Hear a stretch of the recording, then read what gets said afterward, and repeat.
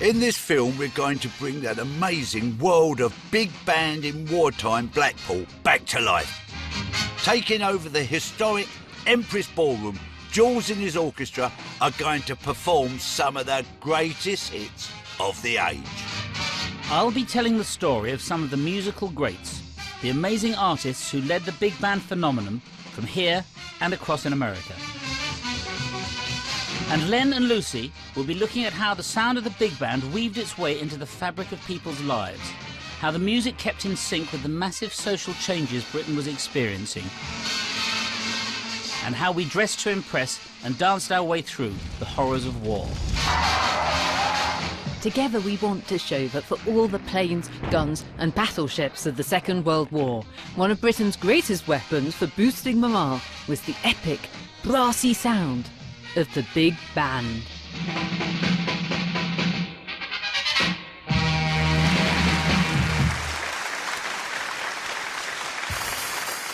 What is a big band? What are those amazing elements? What is its configuration? It is at the centre. There are the drums of Mr. Gilson Lavis. We have the bass of Mr. Dave Swift. When I discovered big band music, it was one of the most exciting things I've ever heard. We have the swinging organ of Mr. Christopher Holland.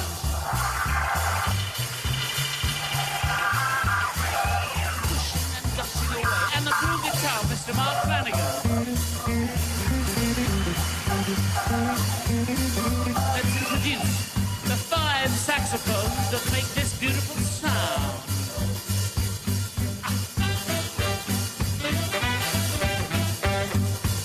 We join on top of that the trombones. We join on top of that the trumpets, 3 of them. Oh, yeah. To be in a room where there's 17 people swinging away is unlike anything. Singing with a big band behind you is something that you have to experience to understand it.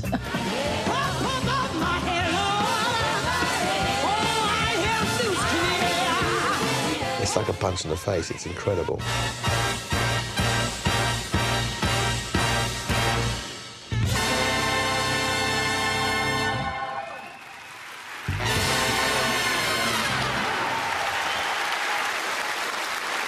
To really tell the story of the big band, you have to rewind to 20 years before the war. Just where did big band music begin in Britain? As the country recovered from the trauma of the First World War, life had never seemed sweeter, at least for the well-off. Cocktail bars and jazz joints and nightclubs flourished, offering the bright young things every opportunity to dance the night away, to a new kind of music.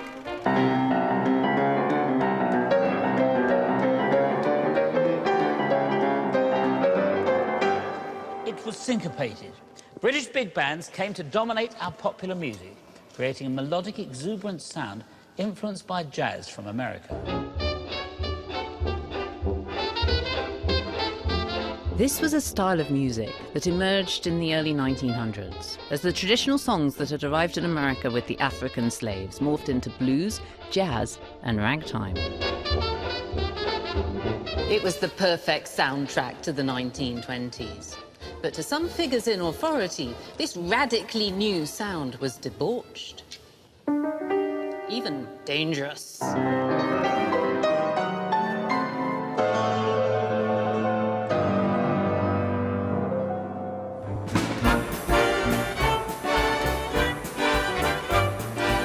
I guess in the 20s, everything was shocking. So when people were doing the Charleston, there were certain parts of society that thought that was disgusting and perverted.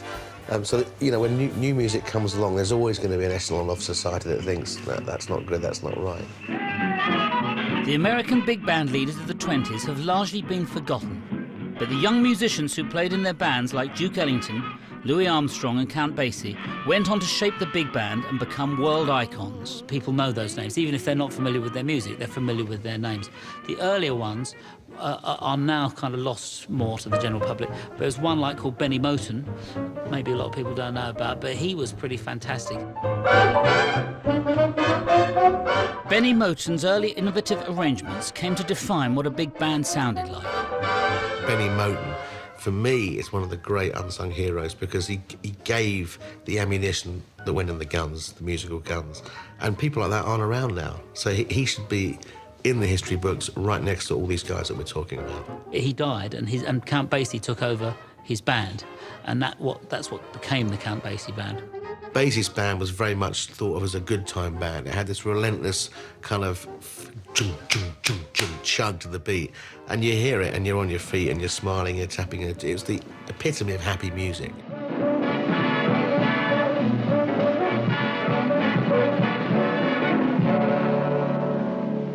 Count Basie is a person that I've studied a lot because I just really liked a lot of the things about him.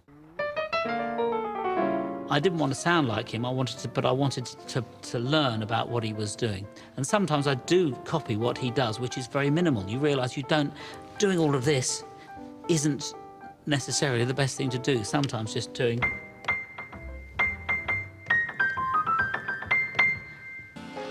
and a big gap, and then huge horns doing this and a big gap was great. You realise, you listen to the music and it suddenly went, hey, there's a space here.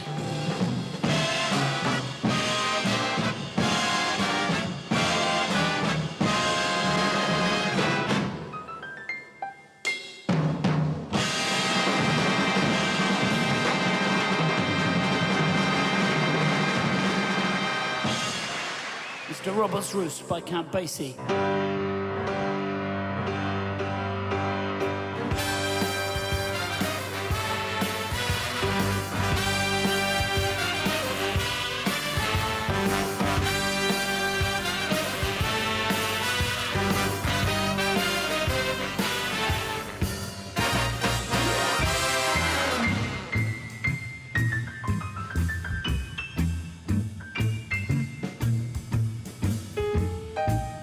The great thing about this, it illustrates better than any other piece that he did the thing of having the big gaps.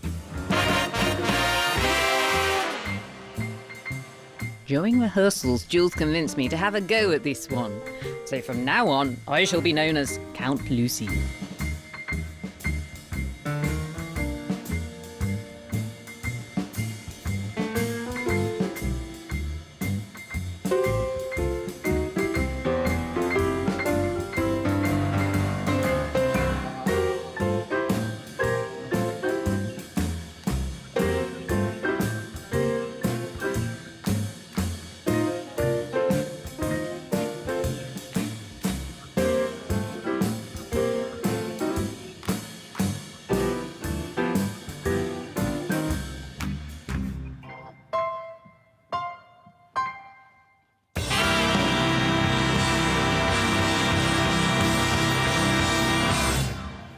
But the heady excitement of the 1920s couldn't last forever.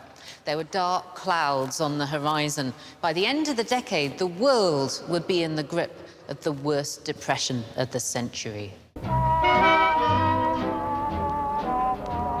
What that meant, of course, was very high unemployment and underemployment, people on very low wages. There was a great deal of poverty and a great deal of sort of despair. On the other hand, the other side of the coin was particularly young people who had been through so much and in many ways had lost 4 years of their youth, wanted to enjoy themselves, wanted to have some fun. In the early part of the 30s, the soundtrack to those good times was Boogie Woogie. At the time, it was often referred to as fast blues, but whatever you call it, Boogie Woogie was the father of rock and roll. All right then, I love to have a boogie. I'm gonna play something by one of the people that was the Boogie Woogie king and the inventors of boogie. This is written in the 1930s by Albert Ammons, Big Joe Turner. One of the people I really loved was Albert Ammons, and Albert Ammons and Pete Johnson were two of my favourite pianists. And they were just amazing pianists, and they really invented a lot of stuff and are very much forgotten.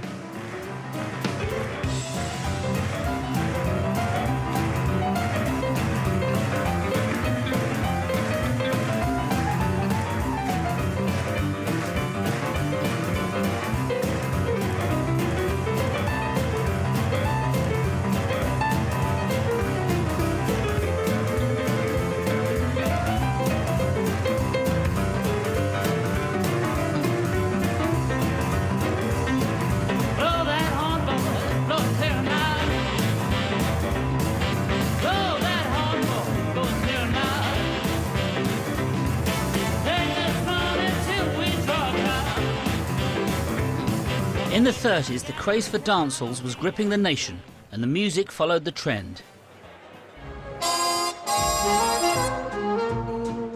The rhythm that became dominant was the one that everybody wanted to dance to. That rhythm was swing. Swing music really is all about dancing. It was music to dance to.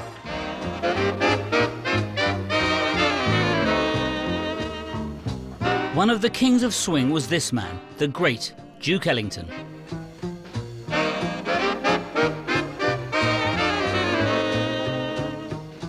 Duke Ellington was very popular in Britain, and he led a band of incredible soloists who always sounded cohesive, never competitive.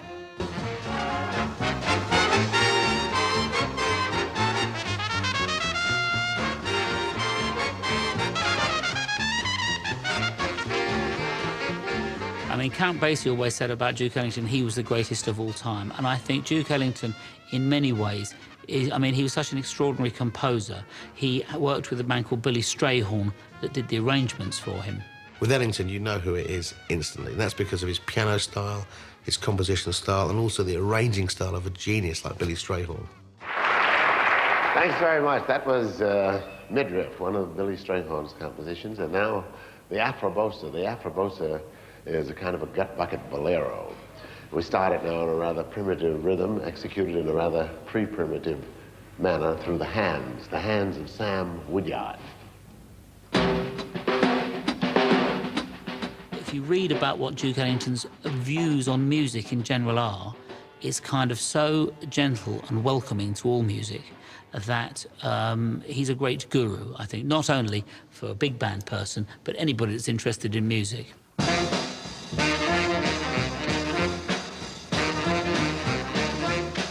You create something interesting, and you find an audience that's sensitive, then you have accomplished a great deal, and you make a big profit in joy.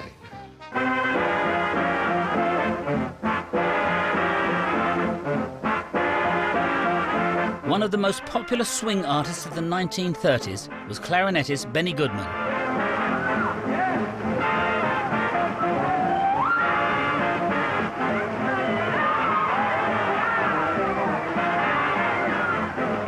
This song, Roland, was a huge hit, written by the extraordinary woman and big band composer and arranger, Mary Lou Williams.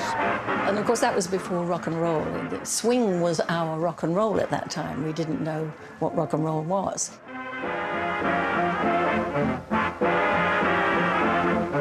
Benny Goodman's big band became known as the training ground for many major names in music, not least Gene Krupa.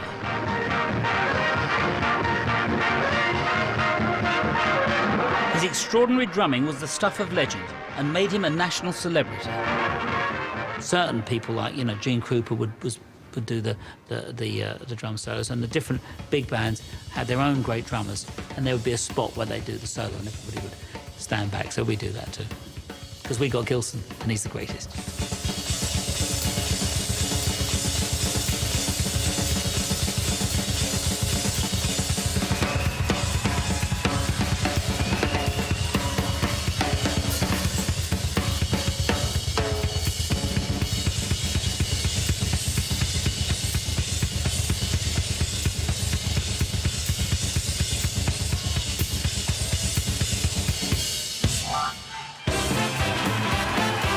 Britain fell in love with the American big band and then went on to create its own unique sound. All the American big bands were obviously popular in the UK thanks to radio, but there were British dance bands who were very much copying the American bands, but they did have, by default really, because they were made up of British guys, they did have their own sound.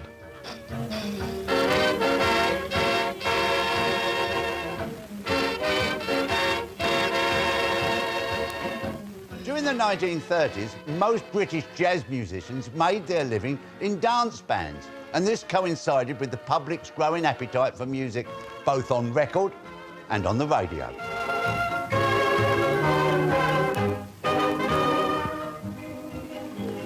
That concludes the program of dance music played to you by the BBC Dance Orchestra, directed by Henry Hall.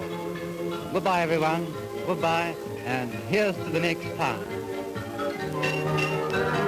Well, of course, not only was the big band performing live, but there were gramophone records and there were broadcasts, and there were outside broadcasts. I mean, the BBC would send out a team to broadcast performances either in big ballrooms or in nightclubs.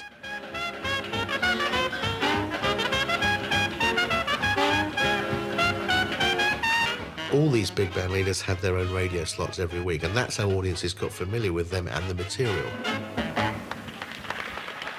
Once you had the big band, it was a big sound, but then people wanted songs as well, and the vocalists came along. Although they were kind of secondary to the band, it wasn't like now, we have such and such a singer and the band behind them. You'd have a big band and they'd have a guest vocalist. One notable British band leader was Ray Noble, who wrote lyrics and music for some of the best-known songs of the era, notably for Al Bowley, a popular jazz crooner. Good night, sweetheart, all my dreams are of you.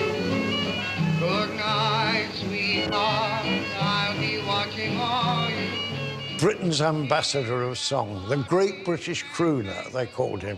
And he came from South Africa. He had a Greek father and a Lebanese mother. The great British crooner. But he had a unique style. And, you know, he was very good looking, and he had, a croon means to whisper, and it is very, I mean, it comes from the word to whisper, and it is very seductive, and the whole idea about crooning is it gives the impression it's being directed at you and only you. I see your face in every flower, your eyes in stars above. It's just the thought of you, the very thought of you, my love. It brings back exactly the period. It was a great voice. Without a love of my own.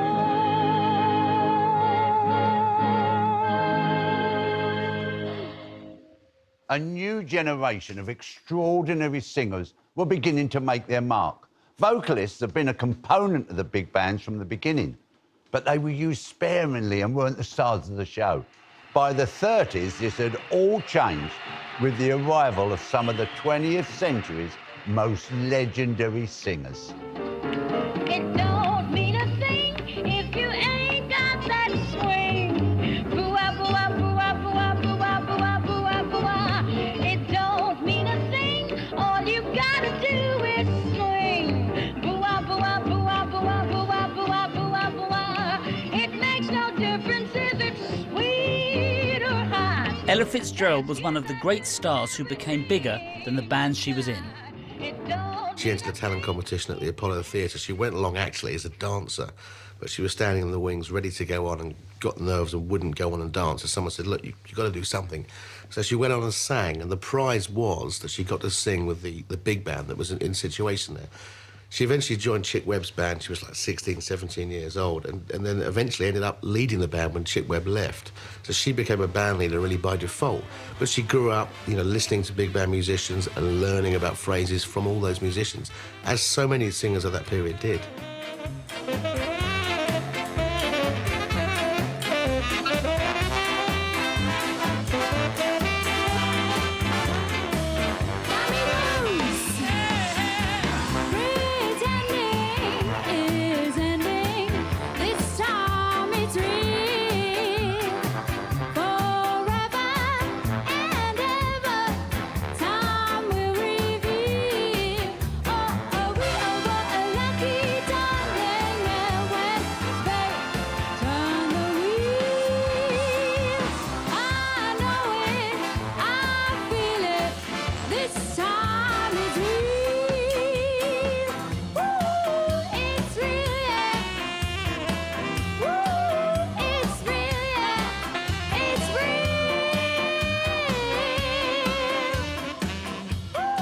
In Britain's dance halls, the late 30s were a golden period.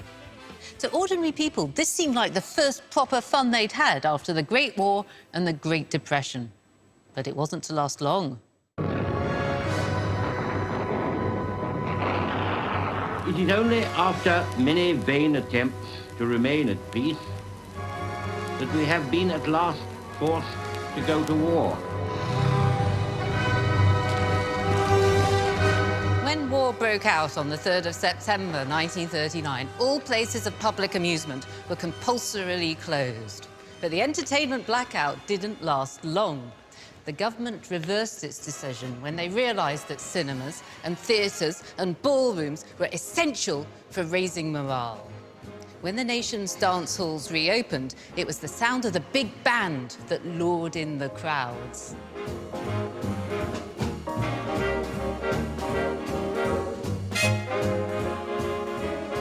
Soon after war was declared, Blackpool swung into action, training troops by day and entertaining them at night. For a while, so many London-based musicians moved to Blackpool that there was even an accommodation crisis. The journey north was made doubly attractive by the opportunity of regular work without the terror of the bombs that were falling in London. The town changed with the war. There was a huge flood of young men coming into Blackpool because it was the RAF's largest recruitment and training area. In the ballrooms, the occasional big band member could be seen performing in his service uniform.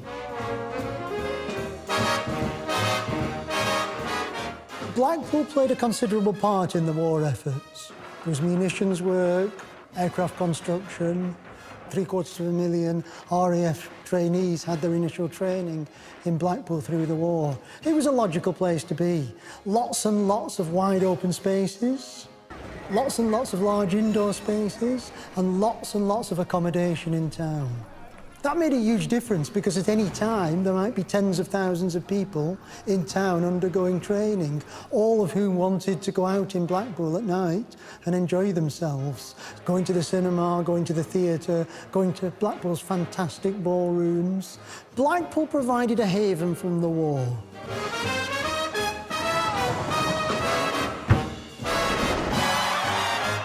Some of the big names in Britain's big band scene stayed in London despite the bombing. Band leader Ken "Snake Hips" Johnson died dramatically while performing during the Blitz right here in the Café de Paris. But even among the death and destruction here, one survivor retained his sense of humour. After being pulled from the rubble and carried out on a stretcher, shouted to the crowd, "Hey, at least I didn't have to pay for my dinner." Ken "Snake Hips" Johnson. Not a bad name, is it?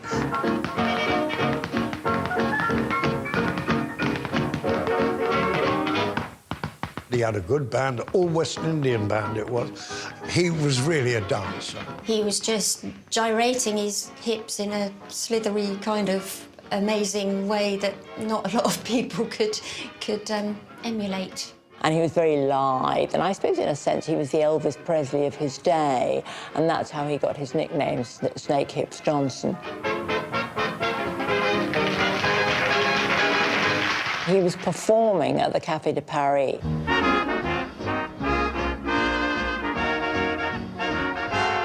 It was supposed to be the safest place in London as a nightclub because it was very deep underground.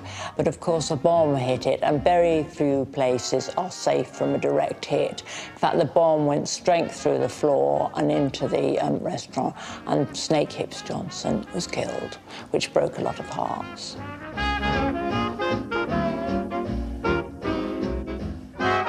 In the confusion of war for a while, it was thought that #1 crooner Al Bowley had died in the same bomb attack as dear old Snake Hips Johnson.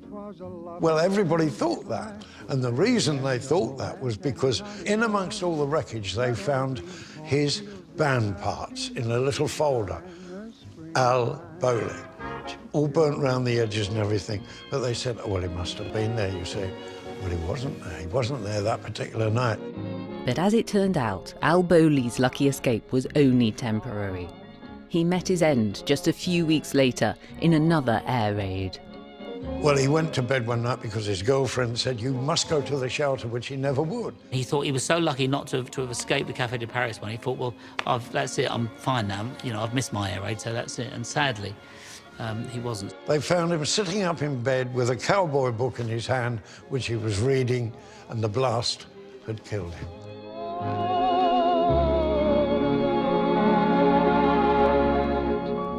People always say everything happened to Bowley at just the wrong time. He just snuffed it when the star of all those sort of band shows was going to be the singer.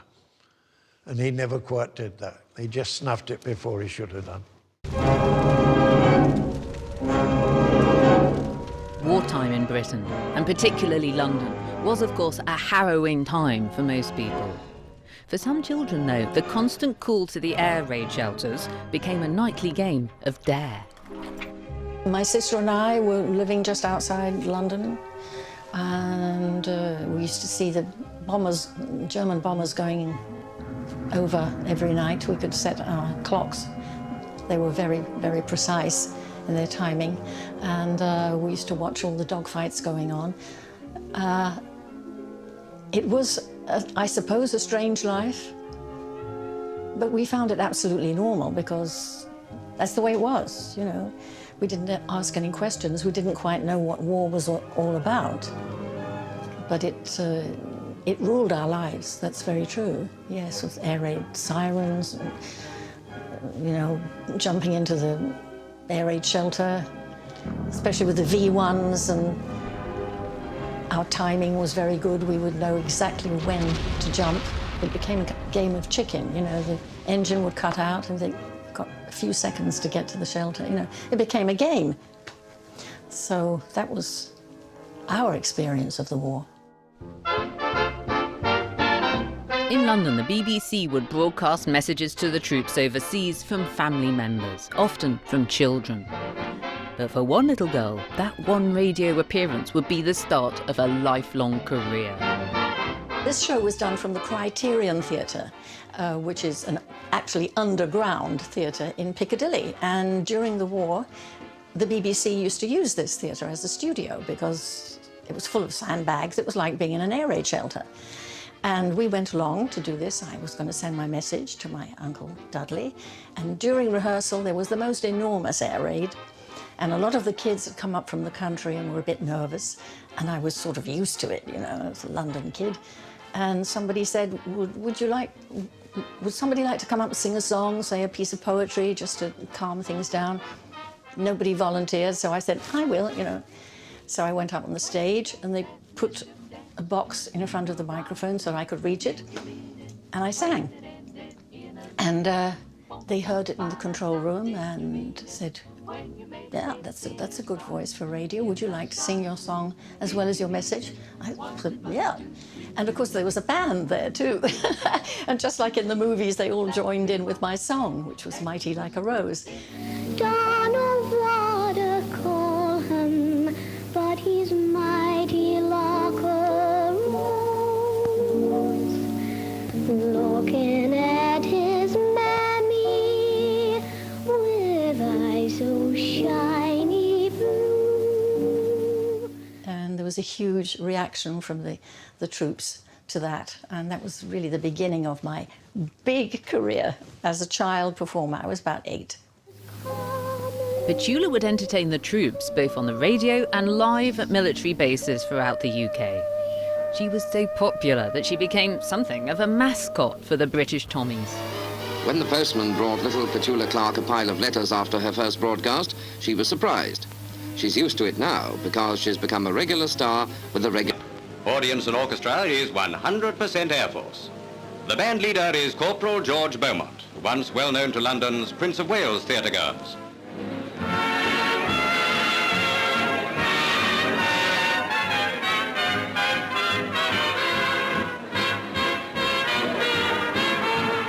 The Squadroneers with the RAF band, and my God, they were good.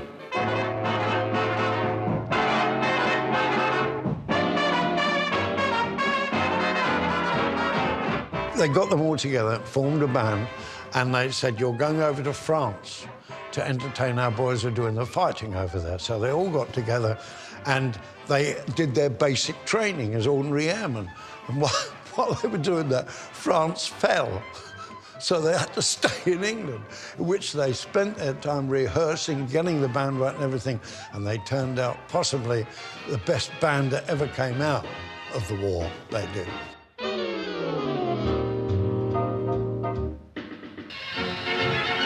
Another picture that speaks louder than words of Anglo-American solidarity. The arrival in Northern Ireland of the first contingent of the United States Army to stations in the United Kingdom.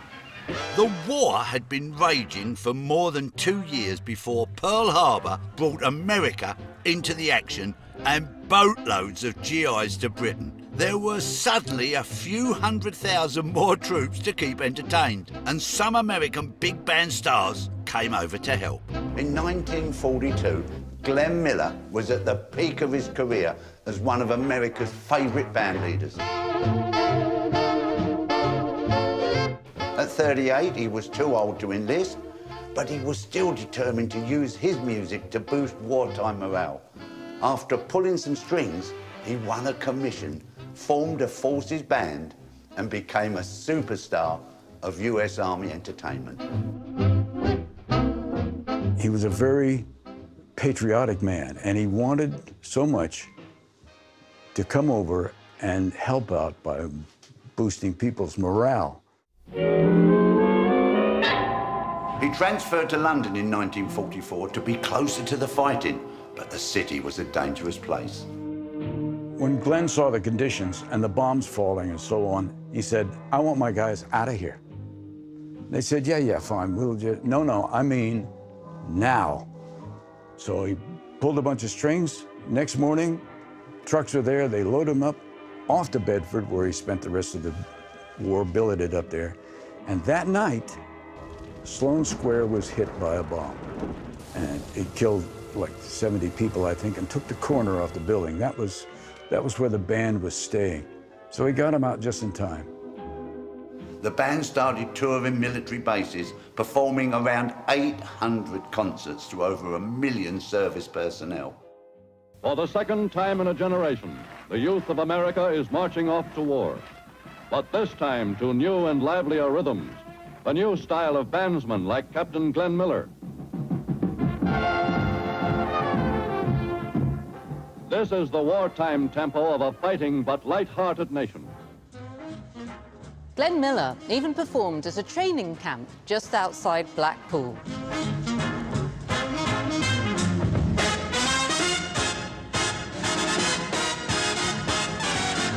It was General Hap Arnold, I think, that said, Glenn, your music is next best thing to a letter from home.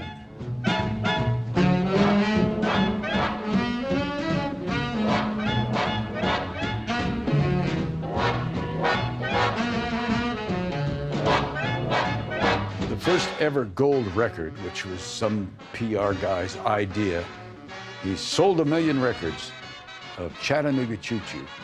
We'll publicize this by having a gold record made. So that's where the gold record started. It was the first one ever.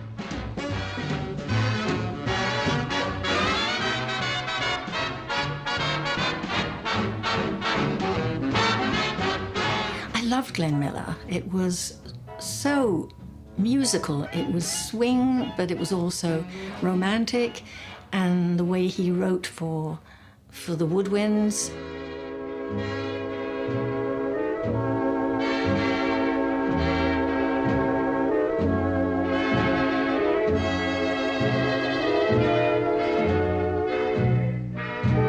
That immediately brings back memories of that time. But originally, it was done by Erskine High, playing along to it, and realised it was like kind of really bluesy. I hadn't realised that before, what a blues sort of thing it was.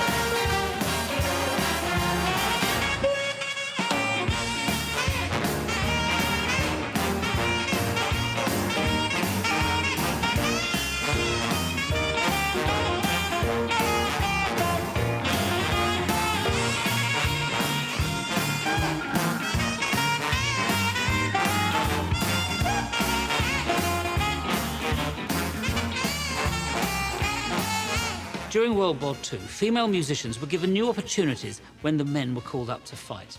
Ivy Benson and her all-girl orchestra topped the bill around the country.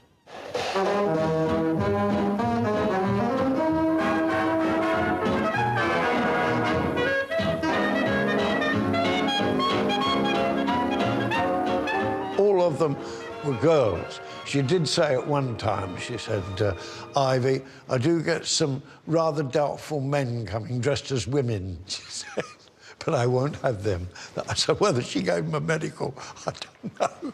But she wanted to prove, Ivy, because she was a damn good musician herself, she wanted to prove that girls could play as good as blokes. And I think they did during the war.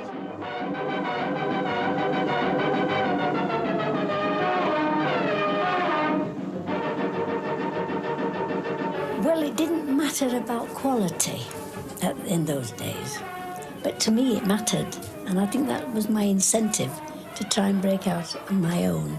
I wanted it to be equal to a male band. I wanted it to sound the same.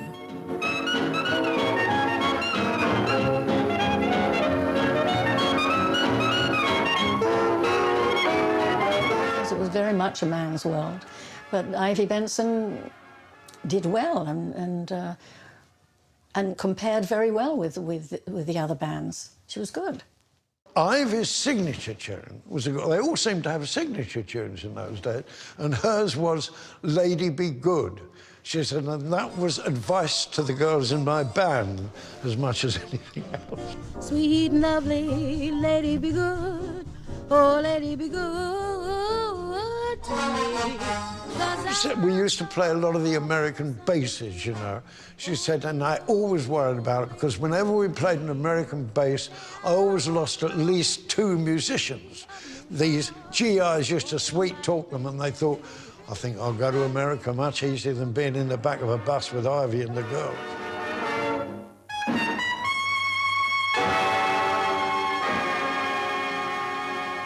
The other great woman that we are sort of focusing on, or the music of, was Sister Rosetta Tharpe. Didn't it rain, children? Rain, oh, yes. Didn't it? Yes, didn't it? You know it did, didn't it? Oh, yes, how it rained. What's great about her is she had a foot in several musical camps. She was gospel, it was blues, it was rhythm and blues, and when you chuck all those things together, you end up with someone who has their own voice. But this music, if you didn't put labels on it, I thought it was just rock and roll because it was so exciting. I said 4 or 5 times. 4 or 5 times. Now he's my king. He makes me sing 4 or 5 times. This period where she works with the Lucky Millinder Big Band. Look down that lonesome road before you travel down. Lucky Millinder, his intention was to lift people up because I think people had a hard time. You know, they roll into town on their bus, people come to the dance hall and they need someone to go, bosh, let's lift up. Whoa, we're alive, you know. Look down that lonesome road before you travel on. She was on stage one night singing Away, and there was a guy in the audience who was actually the program seller. He was selling programs, selling beer, selling peanuts, and he started singing along with her. And she was so impressed with this program seller, she said, look, come on stage and sing with me. And that program... Rosetta Tharpe on the radio when he was growing up. We had a 78 in my house with Sister Rosetta Tharpe. I thought it was her playing the piano. It wasn't. It was her playing the guitar. I didn't know that. I later learned it was Sammy Price on the piano. But it was my mum's treasured 1940s 78 of Sister Rosetta Tharpe that inspired me to want to play Up Above My Head.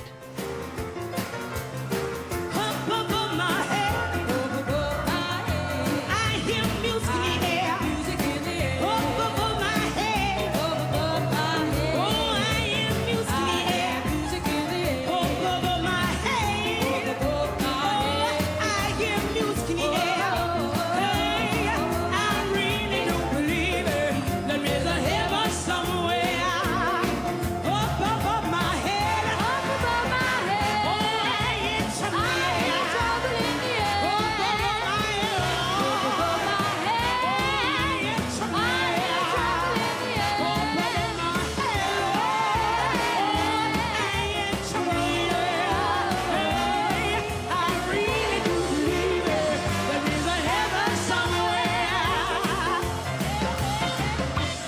It wasn't just on stage that women were now doing jobs that had once been for the boys. Millions joined up to do things from working the land to building tanks. They came from all over the country to Blackpool to join the Women's Auxiliary. And fly right, straighten up and fly right, straighten up and fly right. Cool down, Papa, don't you blow your top. The effect of the Second World War on women depended, I think, very much on your age and your situation. If you were a mother and a housewife, if you had children under 14, you weren't required to do anything for the war effort. Younger women, I think, a lot of them had quite a lot of fun in the war, because a lot of them who had been expected to live at home until they married were able to leave home, either to go into the forces or to go onto the land, the Women's Land Army, or to go into war production factories, and they'd often live in hostels, you know, and then they'd meet RAF cadets and they'd meet soldiers, and it was a liberating time. They earned some money and they just had a much freer life than they'd had before the war. When their work was done, women rushed to the dance hall. It was an evening's haven from the horrors of war. The old-time dances that topped the bill, the waltz, the tango, the foxtrot, were nostalgic reminders of a pre-war age, but they were adapted now to the huge and irresistible sound of the big band.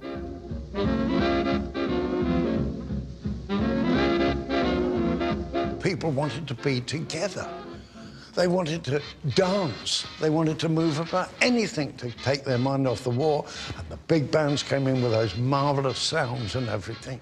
They came in and they did the same job as the old music halls did.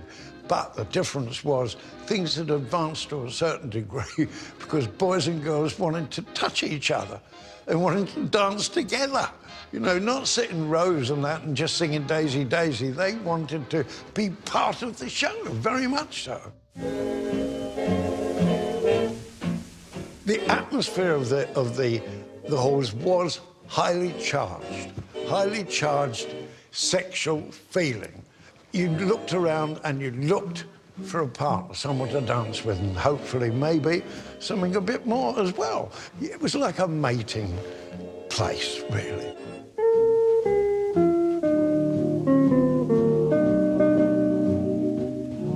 You wanted to pick out a good girl or a good boy, or, you know, and that was it. That was the atmosphere. And when the band started that terrific music and you danced together, it was a magic time. It became a ritual for girls to stand in a usual spot so that the men they danced with the previous night could find them again if they'd had a good time.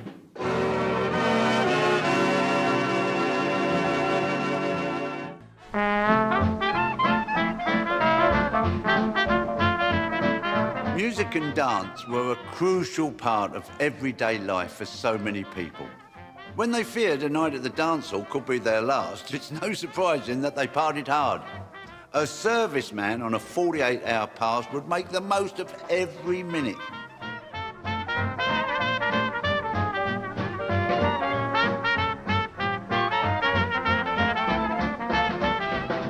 Dropping of bombs did not stop people going out to dance, and I think when they lost themselves in the music and the dancing, and that's what you do, you actually live like there's no tomorrow. That's what it was during the war. I mean, the war was, apart from being a dangerous time, it was also a gloomy time. You had the blackout, you had rationing. You know, you needed some sort of distraction. I mean, the blackout didn't help because, of course, a lot of dances were held in the evening, so you got more sort of afternoon and early evening dances because of that. The latest dance is the blackout stroll, and here it is, demonstrated by experts before the rank and file take it up. In a minute, you'll see the point.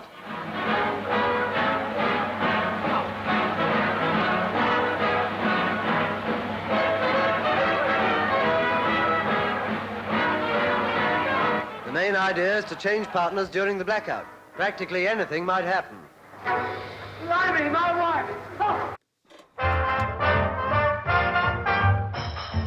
Director out of the other win our sympathy by getting some of the actions wrong.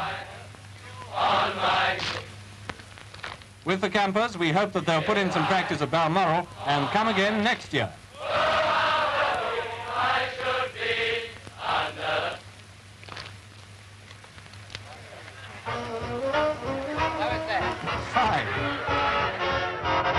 Underneath the spreading chestnut tree, I loved him and he loved me. There I used to sit up on his knee. Beneath the spreading chestnut tree. There beneath the boughs we used to meet. All his kisses were so sweet. All the little birdies went tweet, tweet. Beneath the spreading chestnut tree. New dances in the tradition of the Lambeth Walk continue to reach the ballroom. The latest is an animated accompaniment to the Siegfried Line song. The washing hangs out on the line as the steel-helmeted dancers step it up. Dancing was so important to the morale of the nation that the BBC began broadcasting lessons on the radio called Dancing Club. It's time for 40 minutes with the BBC Dancing Club. Britain's most popular band leader, Victor Sylvester, encouraged thousands of beginners to take to the floor, slowly dictating the steps, followed by a helpful pause so listeners could write them down. Hello there, everyone. We give you another hearty welcome to our dancing club. This evening, I'm going to begin by telling you how to do the natural turn in the waltz. Write these steps down as I call them out. Start with the feet together, then this is what you have to do. 1, forward, right foot. And of course, things like Melody Maker, which had been started at the end of the 1920s, and even the Radio Times, did elaborate sort of diagrams showing people how to dance, you know, so then they could listen to the wireless and do these steps, and then they could take them onto the ballroom floor. You'll find a diagram of this figure on page 19 of the Radio Times.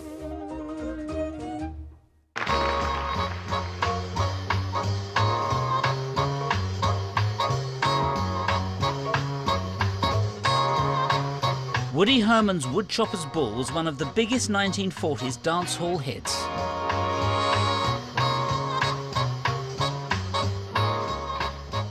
Woody Herman, who was one of the great jazz clarinetists as well as a big band leader, what I love about his bands is, you know, a band like Count Basie or Duke Ellington would play popular hits of the day, but Woody Herman's band, they were a bit more of a riot. There was loads of blues in there. So the early Woody Herman bands, for my money, are some of the greatest blues bands of all time. This is a piece by Woody Herman entitled The Casbah Blues.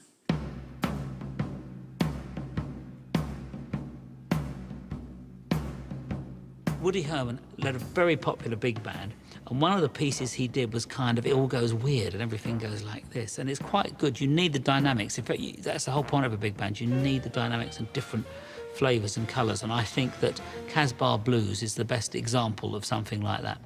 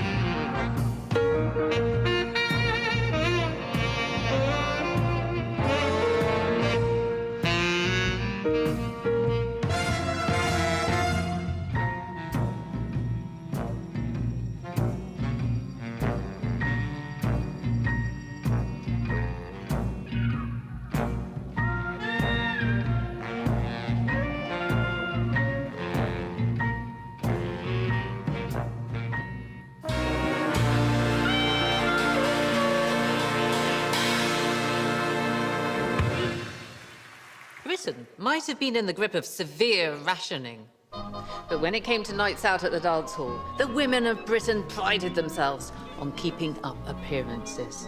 For the menfolk, it was easy, as a uniform made them all look like David Niven. You're as pretty as a picture. Has anyone ever told you before? Clothes and beauty as well were very important. They kind of took on a heightened air of importance really during the war, as it was seen to keep women's morale high and also keep men's morale high as well. If they were returning to the home front or if they were still working on the home front, then it was just seen as something of national importance. Women had to make do, obviously, with what they had, but I mean, I'm sure young girls were very inventive. I mean, they had some clothes, of course, from before the war, but they would like nice things like ribbons. People were trying to, sort of jazz up their clothes. Well, why not get together with your friends and form a make, do, and mend group? With a little ingenuity and a large pair of scissors, you can turn hubby's hat into a hat for his sweet little wife. You're as pretty as a picture, a beautiful exhibition of art. When I say you fairly take my breath away, just picture what you have done to my heart. Women had to make the most of their utility dresses, bought with saved-up coupons. But some essentials were missing, particularly silk stockings. All the silk had gone off to be made into parachutes. So the more adventurous would stain their legs brown with tea, and for the seam up the back, they'd use a device like this. Yes, it is a screwdriver, a bicycle clip, and an eyebrow pencil. Well, to recreate the appearance of stockings, women were known to dye their legs with tea or maybe with gravy, stain them. I mean, it's not that different from fake tanning today, really, when you think about it. And also, of course, drawing a line up the back of your leg with sort of eyeliner pencil, which must have actually been very, very difficult to do to keep it straight. It really must have been difficult, I think. Well, let's put the device to the test.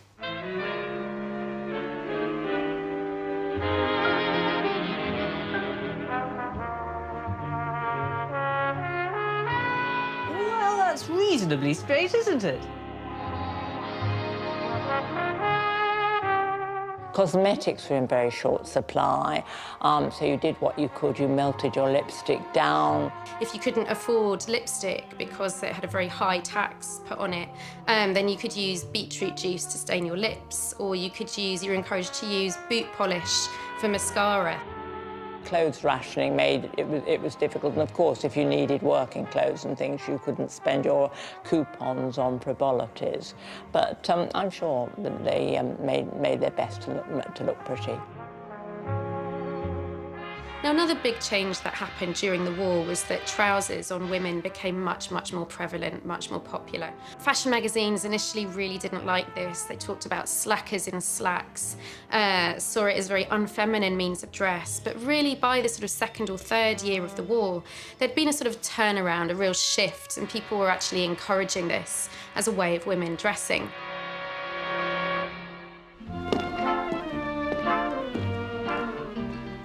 When America entered the war at the end of 1941, the nation's dance floors were invaded by an army of GIs.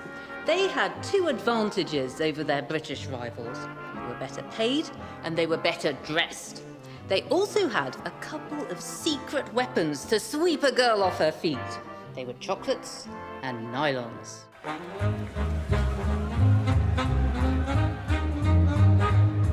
Naturally, we were grateful for America's, should we say, rather last-minute assistance in preventing the end of the free world. However, there were some resentments caused by these swashbuckling heroes with their chewing gum and casual manners copping off with our womenfolk. It was said they were overpaid, oversexed and over here. They said we were underpaid, undersexed and under Eisenhower. We shared many jokes like this and became great friends. Derek, did you have a special dancing partner?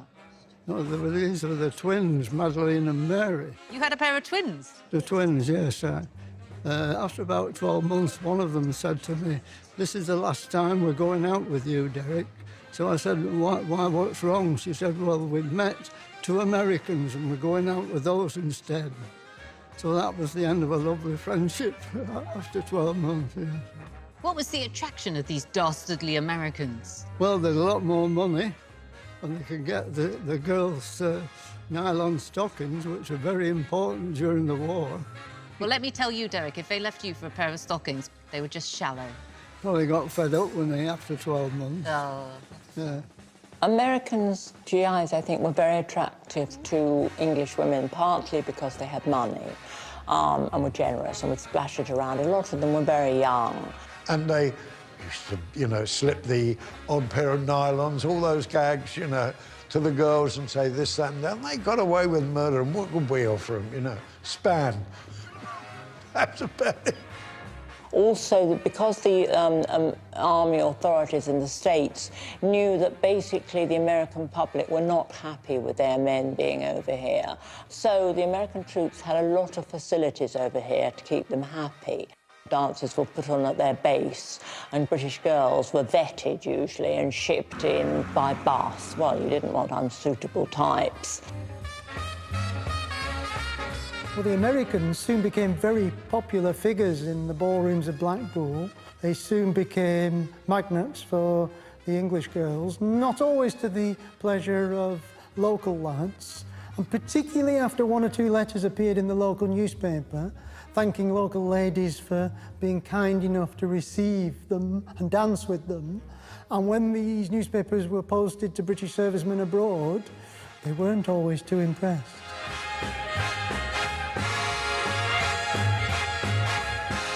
The Germans tried to stir up trouble between the Allies by dropping propaganda leaflets down onto the British army in Italy.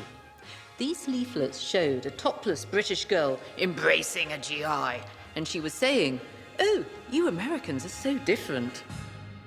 The Americans had great uniforms. Gabardine uniforms were made of.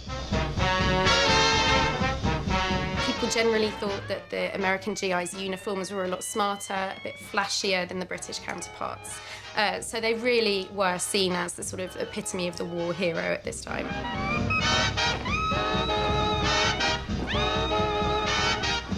The Americans looked so modern and so smart when they came over.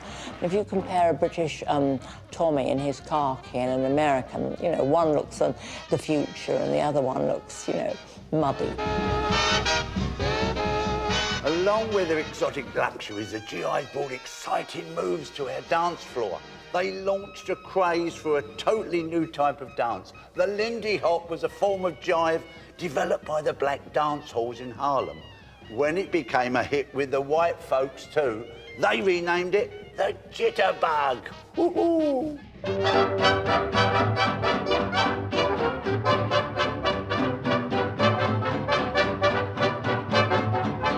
I think Jitterbug was intrinsically linked with the big band sound.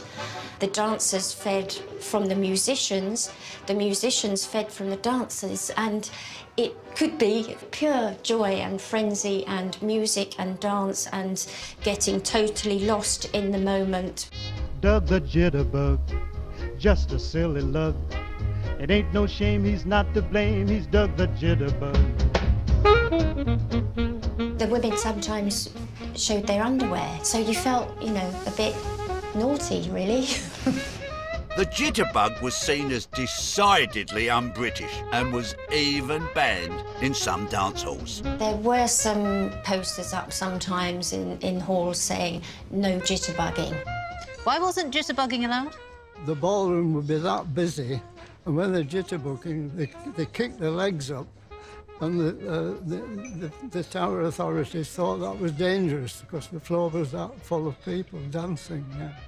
How do you actually stop somebody from jitterbugging? Well, it did happen, especially in the corners if there was no attendants near, but then the attendants would walk round and stop them. And as soon as the attendants went away, it all started up again. It's mostly Americans that did it, yeah.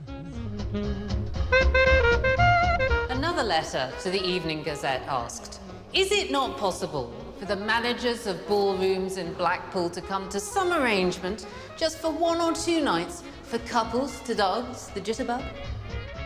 1 or 2 jive numbers, OK, but a full evening session, never. It ain't no shame, he's not to blame, he's Doug the Jitterbug. Amid the jollity, though, the war continued to claim its victims from the big band world. 1944 brought the news that the great Glenn Miller was missing, presumed dead. Glenn had left Britain for Paris, where he was due to entertain the troops. who had liberated the city, but his plane went missing, and the exact details of what happened remains a mystery to this day. My Uncle Glenn was a prolific letter writer, and one of the last ones he ever wrote was to my father. And it says, "Take good care of Mother. By the time you get this, I'll be in Paris making billeting for the band, barring a nosedive into the Channel." Now that was prophetic.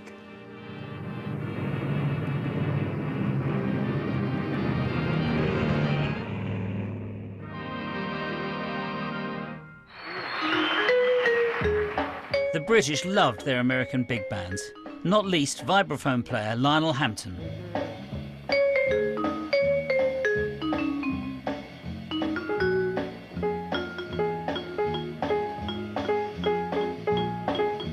It fascinated me that somebody could get that music out of that instrument. It still fascinates me.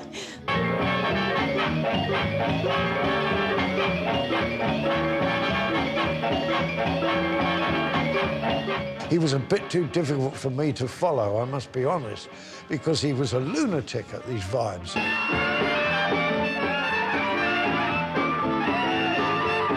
Lionel Hampton is someone who's a vital component in the history of music, really, because he's got a foot in the big bands, but he's also the vital link to rock and roll.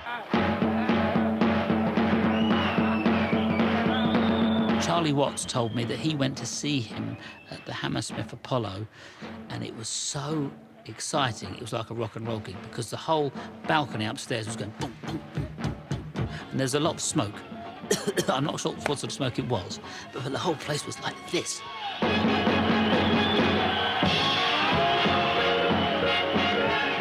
You know, some people thought he was an insensitive yob, the way he played, and that's what I loved best about him. You know. Lionel Hampton started out his career as a drummer and first played the vibraphone with perhaps one of the greatest stars of all time, the great Louis Armstrong.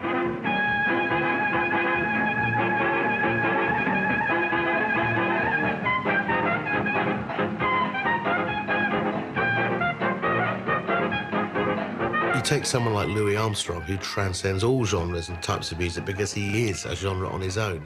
And whether he's reading out the phone book, the shopping list, or any song, you know it's him immediately. And even if it's something like Zippity Doo-Dah, which he recorded, he makes it sound like this incredible work of art because of his vocal style, his time, his trumpet playing.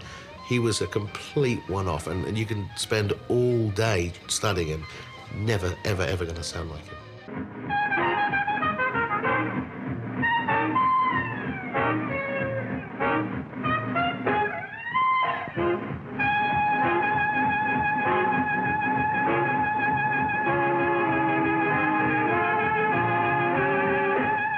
Louis Armstrong is not only a great iconic person because people know him from his films and his records and everything, but as a musician and an artist, he's actually one of the greatest of all time. Oh, when you smiling, when you smiling. The more I look at his life and the more I talk to people who really know about music, the more you look at his sound, the more things you find. And you find more of him doing a version of a song, and you go, wow, I never liked that song until he did it, and he brings you to songs.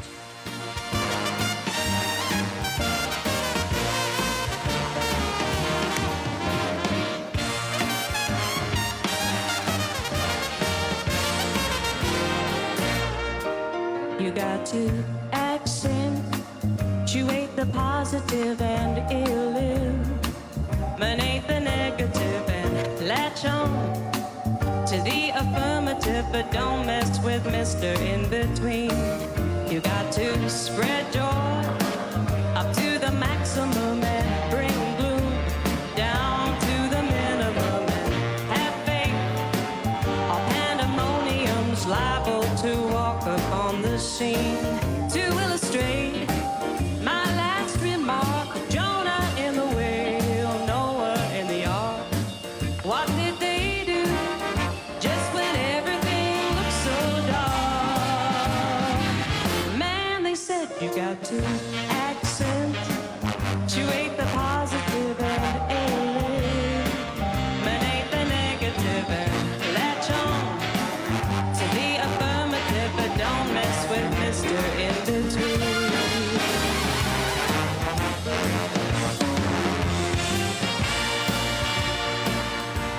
5 years ago, I promised you blood, toil, tears, and sweat.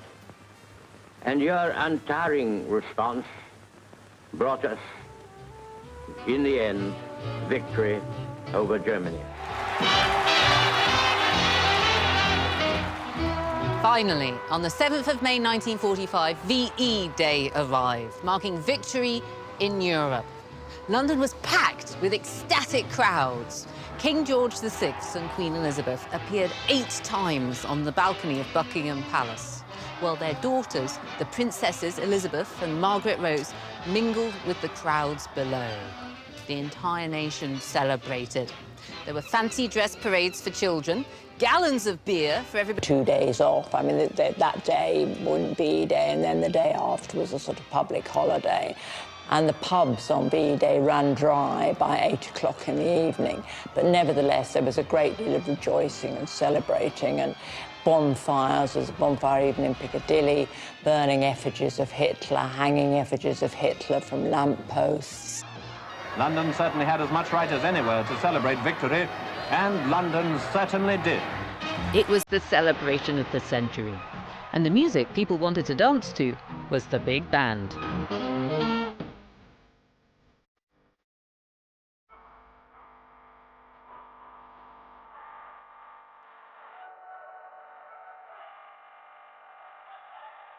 I went along to Buckingham Palace, where there was an enormous throng already assembled all around the Victoria Memorial. So I got the trumpet out and I started to play, and people made a circle and started to dance, and musicians appeared out of the blue. There was a trombone player turned up, and a sailor who had what looked like the horn of one of those enormous old-fashioned gramophones, into which he sort of blew raspberries, and it made a sort of tuba sound. And there were various sort of people with percussion things, and so we got a small band together. My nan's piano was pushed into the street, where she treated the neighbours to some lovely music hall songs. And here in Blackpool, the town came to a virtual standstill. The Tower Ballroom was jammed with revellers ready to dance all night.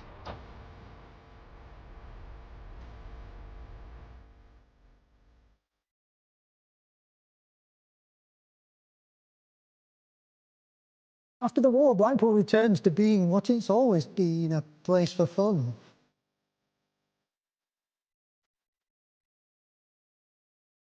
Churchill had saved Britain in its hour of need, but the population were hungry for change. He and his Conservative government were voted out at the next election.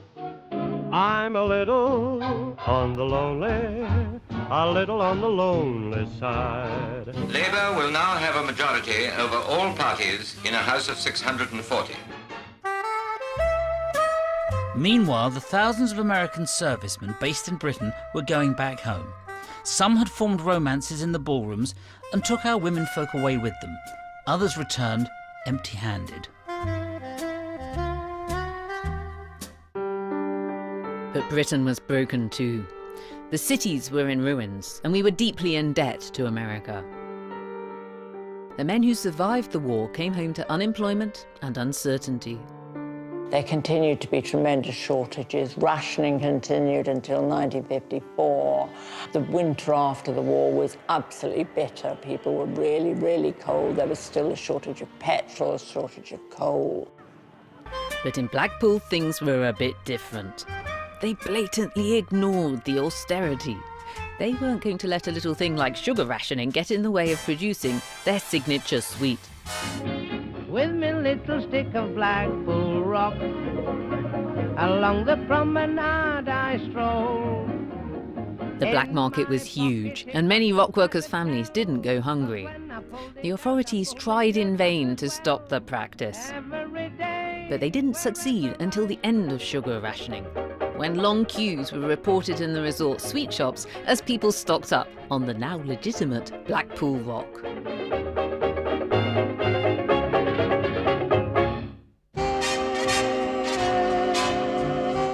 After the war, Blackpool benefited from a steady flow of visitors and a healthy black market in nylons, petrol, sausages, innuendo and Blackpool rock. But it was not until 1949 that the illuminations shone again.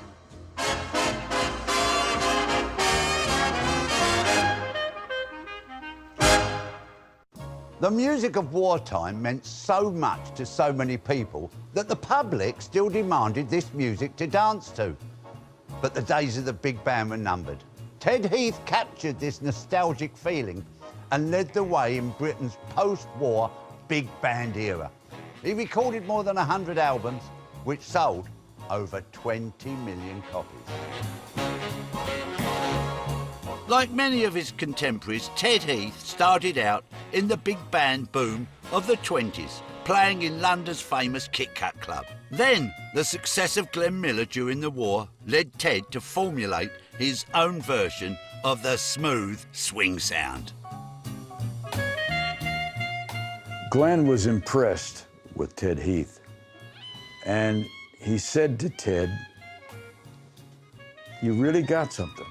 He said, "When I get back from the continent," he says, "I'll give you a dozen arrangements to get you started."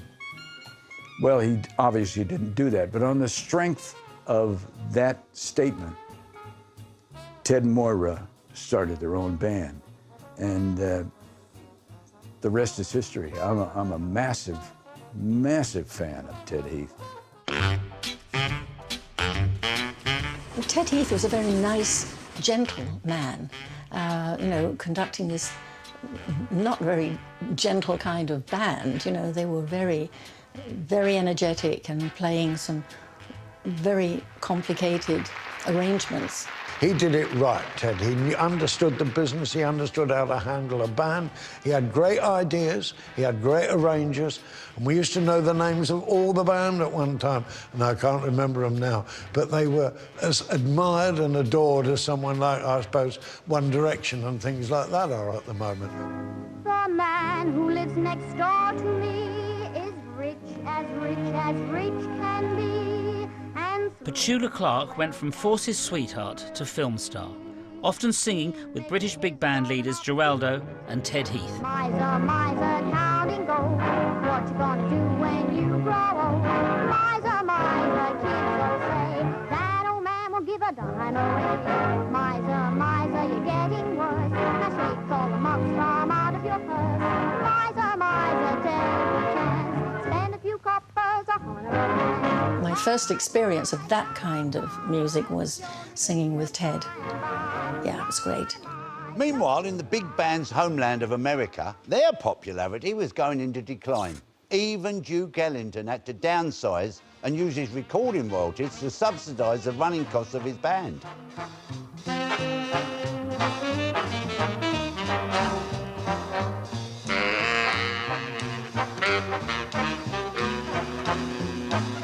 Of course, there are many, many places around the world where you can take a trio or quartet and, you know, you can work for 2 or 3 weeks because they're little places and there isn't a big overhead, and so it's easy, you know.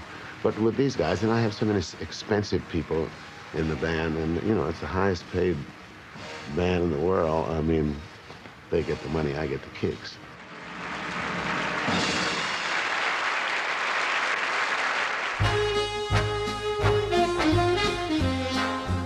Whilst big bands were declining in America, many successful singers like Frank Sinatra toured in Britain and started booking British big bands to perform with them. It doesn't move me at In all. the early 1950s, sales of American records dominated the British charts. When Frank Sinatra came to Britain, he was the highest ever paid performer, with an enormous fee of 2,000 quid a show. And one of the few places he played in Britain was right here at the Blackpool Opera House. Saturday night is the loneliest night of the week.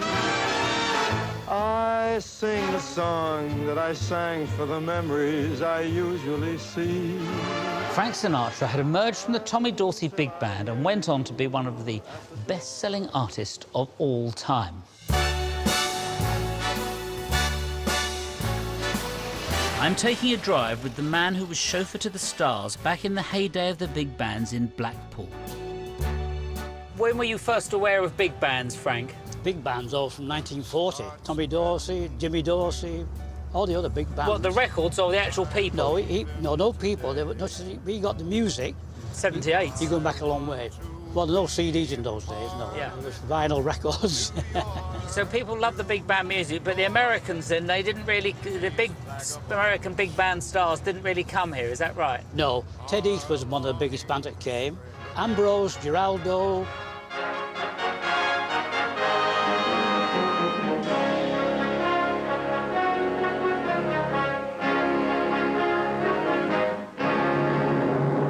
They came to the Winter Gardens and played for summer season. So you had one very special American artist come and join you, didn't you? I did indeed, Jules, yes. It's Frank Sinatra. Come fly with me, let's fly away. He came in 1950 and he came in 1953. He came twice to Blackpool. I drove him twice. His reputation had gone down slightly in America, but when he saw the people jumping on the Buick, banging on the windows, he just said, "They love me in this town, don't they?" I said, "Yes, they do, sir." He said, "I could become mayor." I said, "Well, yes, you could." But it was good. He talked to me all the time. And what sort of thing did he say to you? Well, we mentioned about Blackpool Promenade. We're just on the promenade at the moment. We mentioned about the Blackpool illuminations, and he said, yes, he was amazed at that. All the street lights lit up. It's my kind of town. Frank, were there lots of girls waiting for, Oh, for yes. Mr. Sinatra? Lots of girls waiting outside. There were, yes. One in particular. Frank came out. I opened the limo door. He was getting in. He just turned round. He caught somebody in his eye. He said, "Are you waiting for me, honey?" And she said, "No, I'm waiting for the driver." It was my missus. Oh. She's the right girl for me. And what was the atmosphere like in when the big bands were playing? I mean, in the war and that. What was it like here in the war? They're terrific. Blackpool was going like a bomb. They thought everything in Blackpool was going to stop, but we had the RAF part here. Every hotel in Raslade Street, Albert Road, were all RAF personnel. And the town was booming. It was great. And there were bands coming, dances every night, everywhere. It was great. Do you think people were living a bit like there was no tomorrow? Well, yes. Well, they might not have That been. was it. The war was on, 1940, Battle of Britain. Oh, yes, we knew it. Liverpool got bombed. We got bombed in Blackpool. Well, I must say, it's great being up here driving you around, because it's an honour to drive you, because you've driven so many of the great people.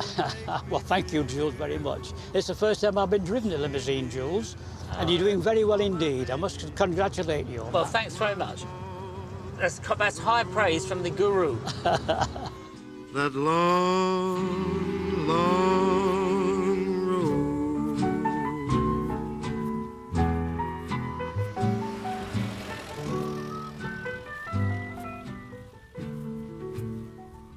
In 1952, the Queen came to the throne. After the years of post-war austerity, the new reign seemed to mark the beginning of an age of hope. Forget your troubles and just get happy. You better chase all your cares away.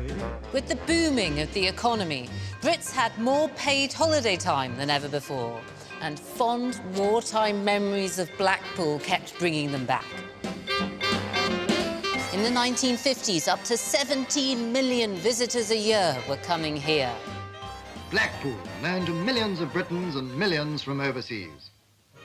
Hundreds of special trains bring thousands of people daily to this mecca of pleasure.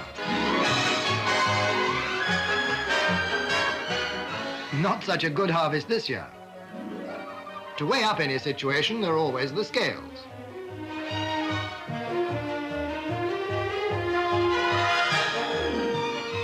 She's eager to know the result.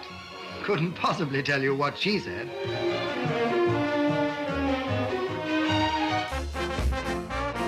The 50s were a time of massive immigration into the UK. There was an influx of musicians from the Caribbean, and in London, new jazz clubs started to open up, including Ronnie Scott's. The big bands had become expensive, and music was becoming more diverse. Skiffle, ska, modern and traditional jazz all had a following, and boogie-woogie had transmorphed into rock and roll. But the big bands weren't dead. In the early 50s, they provided the backing for scores of top singers. It was only when rock and roll took the country by storm that the big bands finally bowed out. But for those who'd lived through the war years, there was really only one kind of music. I think that the golden age of the big band had more glamour and excitement than any other music in history. The joy the big band sound brought to the British in their darkest hour still resonates today. I'll be singing you in all the old familiar places that my heart embraces.